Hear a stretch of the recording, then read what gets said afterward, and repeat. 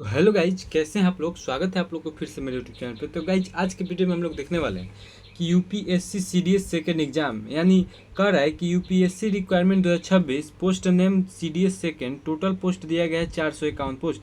तो गाइज, आपको बता दें कि जो यूपीएससी सीडीएस सेकेंड का जो वैकेंसी निकल कर आया है उसमें टोटल पोस्ट 451 दिया गया है। गाइज, बिना देर के हम लोग वीडियो को शुरू करते हैं और आगे देखते हैं। गाइज, कह रहा है यहाँ की UPSC CDS second online form 2026 से स्टार्ट, यानी यूपीएससी सीडीएस सेकेंड का जो फॉर्म था वो स्टार्ट हो गया है ऑनलाइन करना। तो गाइज, बिना देर के हम लोग देखते हैं किस तारीख से आपका फॉर्म डेट स्टार्ट हुआ है और अंतिम तिथि क्या है।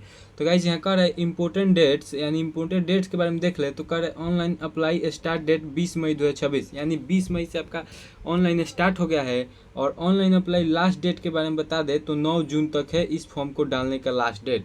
गाइज, आगे कर रहा है कि last date for fee payment के गाइज अगर बात कर ले तो वो भी 9 जून तक ही दिया गया है।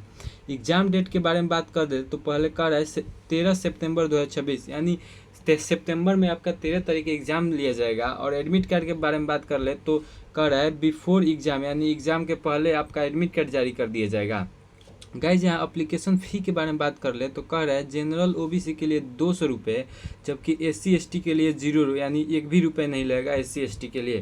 गाइज, अगर फ़ी पेमेंट के मूड का बात कर ले तो कह रहा है ऑनलाइन आप debit card, credit card, internet bank, IIMPS cash card किसी से आप पेमेंट कर सकते हैं।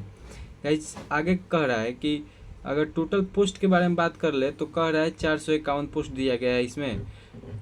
आगे कह रहा है गाइज, कह रहा है यहाँ कि UPSC combined defence service CDS second requirement 2026 vacancy details, यानी वैकेंसी के डिटेल्स के बारे में आपको बता दे तो पोस्ट नेम इसमें कह रहा है पोस्ट यहाँ पे 4 पोस्ट दिया गया है। कह रहा है कि इंडियन मिलिट्री एकेडमी IMA का पोस्ट जो है उसका संख्या 100 है, और जबकि एयरफोर्स एकेडमी के लिए 32 पोस्ट दिया गया है, और इंडियन नेवल एकेडमी के लिए 26, जबकि ऑफिसर ट्रेनिंग एकेडमी के लिए 293 पोस्ट दिया गया है।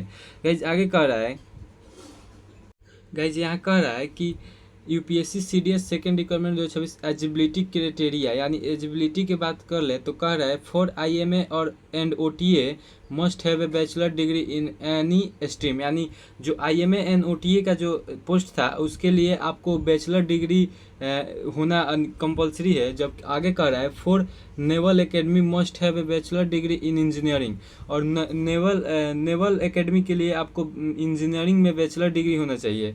साथ ही कह रहा है एयरफोर्स के लिए must have a bachelor degree in any stream but should have studied physics and math in 10th+2, यानी कह रहा है कि एयरफोर्स के लिए 10th+2 में फिजिक्स और मैथ आपका विषय हो और साथ ही बैचलर डिग्री हो।